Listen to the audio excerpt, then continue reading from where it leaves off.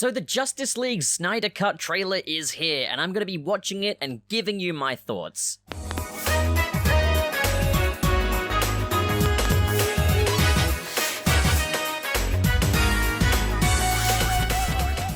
So I've really been looking forward to Zack Snyder's Justice League because I didn't think this was actually a thing that would ever happen. As many of you know, Justice League was already released in 2017, but it was a very butchered version of the film, reverse-engineered by director and tosspot Joss Whedon to feel like a fun family blockbuster more reminiscent of the Avengers, which was more in line with what the studio wanted. However, obviously this wasn't received well and fans began campaigning for Zack Snyder's Justice League. And by some miracle and the encouragement of Zack Snyder as well as the stars of the film, the Snyder Cut will now be released in 2021 on HBO Max. So it has to be said, I think Justice League's 2017 theatrical release is one of the most fuck-ugly superhero movies I've ever seen in my entire life, which is so uncharacteristic of any kind of Zack Snyder film, and it really does show just how much of the film was reshot, and how much it was messed about with, as there's a lot of obvious green screen and very artificially overly colorized shots. So what I'm hoping to see is more of a Zack Snyder aesthetic with more of Fabian Wagner's cinematography. I really want Justice League to be just as gorgeous as Batman v Superman and Man of Steel were, and I'm hoping we're gonna get that from the visuals, as well as that I'm really hoping we're gonna get to see a lot of the team working together as well. There have been little teasers and glimpses so far of Zack Snyder's Justice League, but we haven't really seen anything of the team together, so that's what I'm really hoping to see here, as well as the new look Steppenwolf in motion, and hey, if we're lucky, maybe Darkseid. So the next part of the video is going to be my opinions on the trailer. I'll see you on the other side, folks. Okay, so, that was a lot. First of all, what a trailer. I pretty much got everything I hoped to see out of that trailer. For starters, the difference between this and Joss Whedon's Justice League, it's night and day, man. This was beautiful. This trailer was absolutely beautiful. I felt so emotional watching it. It looks like once again we've got kind of the biblical parallels with Superman and Jesus Christ, as this is kind of the resurrection of Superman. We've got the song Hallelujah playing, and there is a great deal of emphasis on that resurrection. Now, in the 2017 theatrical release of Justice League, Steppenwolf was a very bare bones, grr, I'm gonna take over the world kind of a villain. It looks like there's a lot more going on villains-wise in this film. The first shot of the trailer, if I remember right, is Darkseid, and he looks absolutely fantastic. Darkseid in this trailer is, I think, everything you could have hoped Darkseid would have been in terms of his appearance, which is a very quintessentially Zack Snyder way of going about it. Like, when it's a Zack Snyder comic book movie, everything usually looks exactly as you expect it to look. I mean, Batman, Superman, The Flash, Wonder Woman, etc., the whole Justice League are immediately recognizable in the design work in this movie, and I'm pleased to see that Darkseid is not an exception to that. But there definitely appears to be a much more complex operation going on with the villains. I don't know how good they're gonna be, I don't know how much we're gonna like the character of Darkseid and Steppenwolf, I don't know how much screen time Darkseid is going to get, as it looks like everything we're seeing here is in the flashback sequence of what was originally Steppenwolf terraforming the Earth, now will probably be Darkseid terraforming the Earth. It does overall look to be following the same story beats as the 2017 version, with Steppenwolf arriving on Earth posing an immediate threat, the Justice League having to form against him, and the resurrection of Superman. We even have a shot of them digging up Superman's corpse like we saw in the Whedon cut, but my god, the shots here look so much better. Why would they throw this out? It's a much better looking film. Absolutely gorgeous trailer, and that immediately ticks off that most important box for me.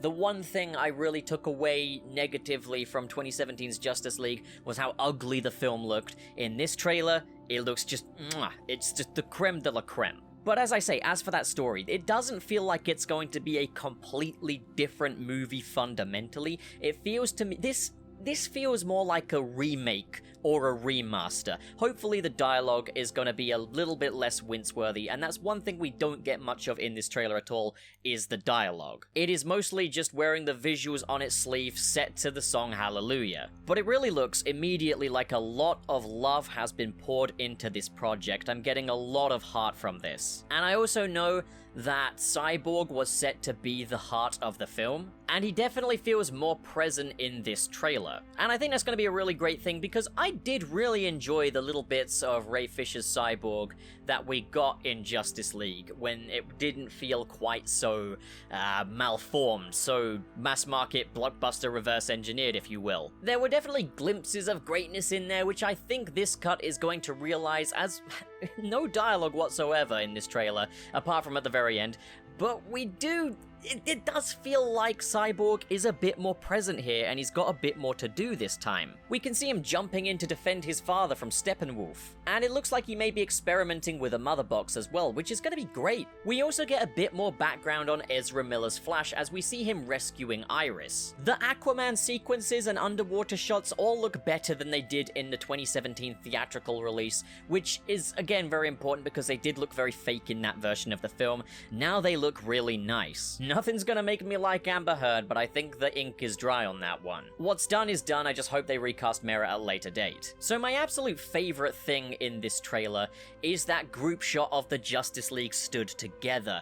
Now, we did get a similar group shot with the League all stood together in the Whedon cut, but it was a very weird group shot. It was at a very weird angle. It didn't have this lovely crisp lighting and grading on it. It was again a very artificial looking shot that had very obviously been incredibly tampered with, and it was a reshoot as well, and you could kind of tell in how Ben Affleck and Henry Cavill's figures were looking in the suits. With the group shot that we get here, everything looks a lot more as you would expect, and when we get that group shot of them from behind, it does look the same as it does in the Whedon cut, except the Bat Jet or Bat Carrier, whatever it is coming towards them. Either way, I really wanted to see some of the League all together in this, and we got that. We got that shot, and I'm so excited to see that play out. Superman does appear to be wearing his black suit in that shot though, which leads me to believe that Superman will be wearing the black suit as a mainstay of this particular movie. Now, on one hand, I'm slightly disappointed that we won't get to see the Justice League all together with Superman in the classic outfit as well. But at the same time, I think that's more of a mass market thing. It's more how the general audience would expect Superman to look. This is more what Zack Snyder wanted to do all along. So I'm okay with that. If I want a group shot of the Justice League all stood together with Superman in his classic costume, I guess...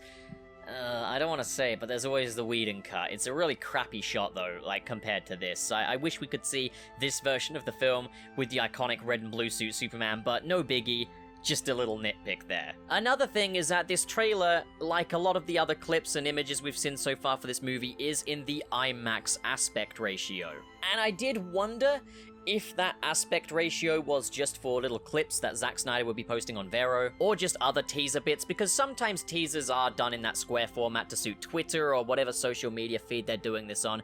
But no, it does appear that this is going to be in the IMAX aspect ratio, which would look fantastic on an IMAX screen, but I do wonder how that's going to impact watching it in just your regular home TV setup. If they will ever release a widescreen version of this, I don't know if that would be a better thing, because I feel like if you're going to release it in the IMAX aspect ratio, it should be on an IMAX screen. Everywhere else it should probably be widescreen. But at the same time, I do believe the reason why this has been done is because in the original shots, there's a lot of data that gets lost when it's converted into widescreen, and Zack Snyder wanted the whole frame in this version of the film. He wanted us to get all of the data from these shots, so he didn't want to sacrifice that extra screen real estate, which is fair enough, perfectly justified. But I think this is why Zack Snyder's Justice League will probably be a better film than what we would have gotten had they not tampered with the film in the first place, because the original was the definition of desperation for the mass market audience. With Zack Snyder's Justice League, now that that's all been said and done, he can make the film as he always wanted to make it. Originally, he wanted Black Suit Superman. Warner Brothers said no because it doesn't appeal to mass market as well as the blue and red suit. But because they already had their shot at that mass market blockbuster, I feel like Zack Snyder is getting more creative freedom now than he would have gotten had this been the version that was released back in the day. So it might mean that while we did get the Whedon cut, which was really, really uneven and really, really poorly made, it does mean that ultimately because of that we get the best version of this film possible. And I think that's a damn good thing. So, I'm so excited for Zack Snyder's Justice League. I always have been ever since it was announced, but even more so now that we've gotten a glimpse at what this film is going to be. It looks absolutely fantastic. It looks like it's going to be an emotional experience, and it really does show how much of Zack Snyder's heart is in it for these characters. And it's an absolute crime what was done for this movie, but I'm so glad it's here now. Better late than never. But now I hand it over to you, fellow home dogs. What do you guys think? Comment below and discuss, and as always, if you enjoyed this video and you want to see more like it, hit subscribe, hit the like button.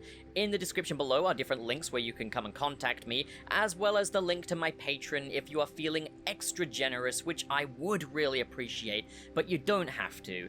The alternative is also the join button, but again, you don't have to. The fact that you're here watching this now means a lot to me anyway. So, thank you so much for watching, fellow home dogs. Have a great day, and I'll be reporting on more DC Fandome events tomorrow. Have a fantastic night, guys.